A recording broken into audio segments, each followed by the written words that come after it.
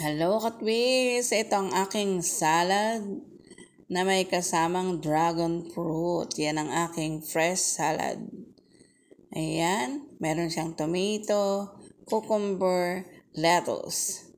At syempre, itong aking Shanghai.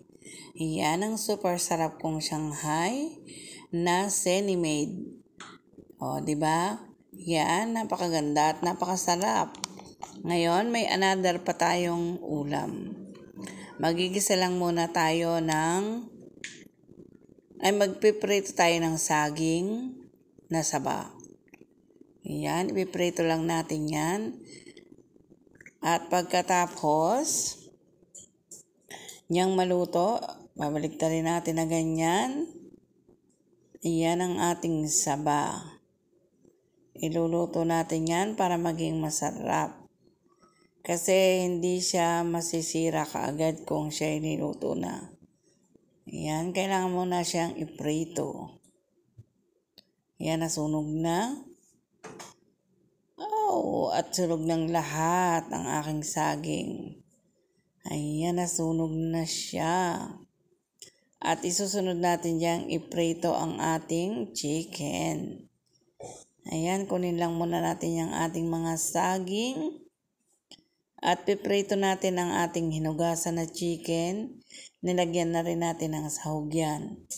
Yan, piprito-pirito lang natin para matimplahan natin. Ayan, ilagay na kalahating buong lang manok yan. Hiniwa-hiwa ko lang kasi 3 lang naman kami kakain yan, no? Ayan, ang ating chicken. Piprito lang natin ang bahagya bago natin iluto ng gusto nating menu. Ayan, baligtarin natin si chicken. Ayan. Ganyan lang gagawin natin reddish yan. Yan, medyo luto. Yan, lahat yan gaganyanin natin kasi kukunti naman siya. Ayan. At syempre, isasama na natin dyan yung ating atay ng manok. Ayan. Prito na siya.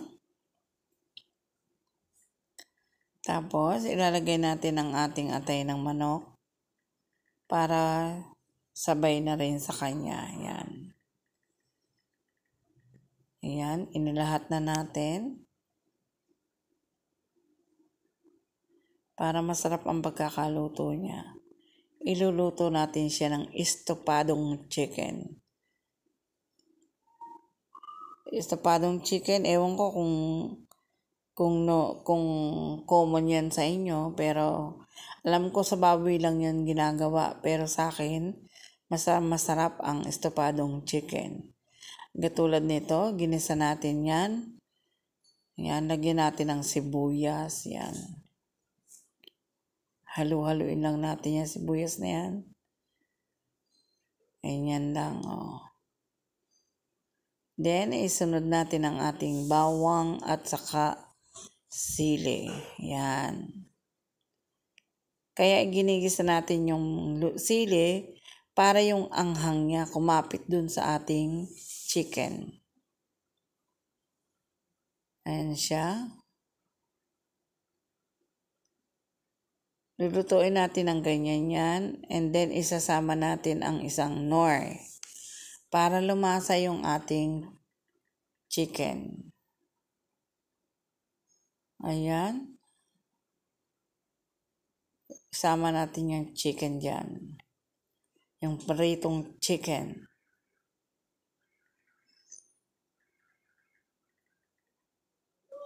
Yan, haluin lang natin ang haluin ng ganyan para yung lasa ng ating Knorr cube pumasok sa loob.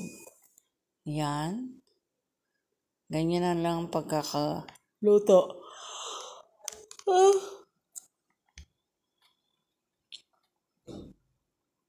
Prito-pritohin lang natin ang ganyan at sakto yung lasa niya, maanghang-anghang. Lagyan natin ng soy sauce, ng konting vinegar, Siyempre may soy sauce yan, no? Tapos nilagyan natin siya ng konting vinegar. At isasama natin dyan ang ating pineapple tidbits para mas masarap yung lasa niya. At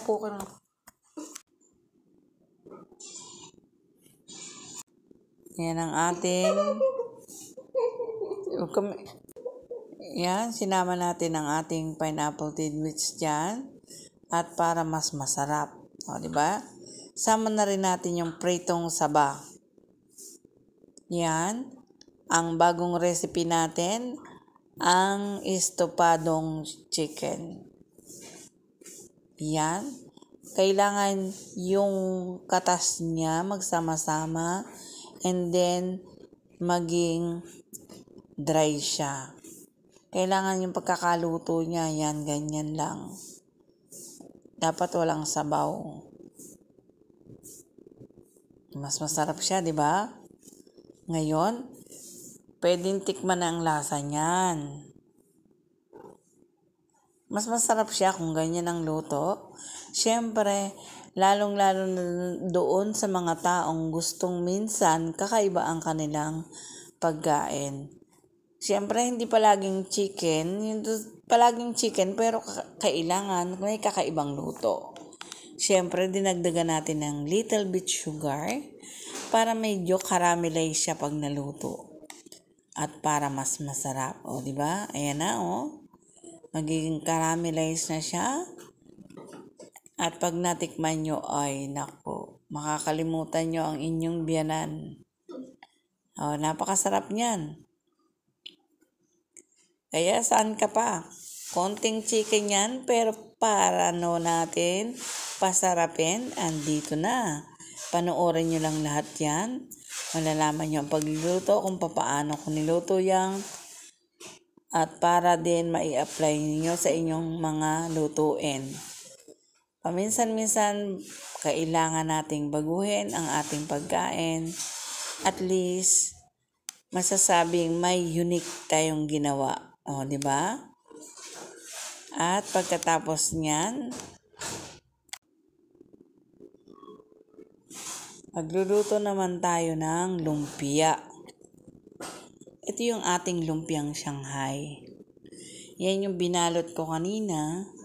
Giniling na baboy. Nilagyan ko lang yan ng magic at saka ng konting paminta. At ayan, tinimpla kong ganyan. Lumpiang Shanghai na siya. Ayun, inayos ko muna. Ay kasarap ng ating ulam, di ba? Di ba? Konti lang, simple lang ang paggawa. Konti lang na karne yan. Pork lang, o ayan na. Ito na nang maluto siya, o di ba? Yan ang ating pagkain sa ating tanghalian. Hindi ba napakasarap? At meron tayong salad. Yan ang ating fresh salad na nilagyan natin ng dragon fruit. Kasi ang dragon fruit ay antioxidant. At tapos ang fresh salad natin ay may cucumber, tomato. Thank you for watching.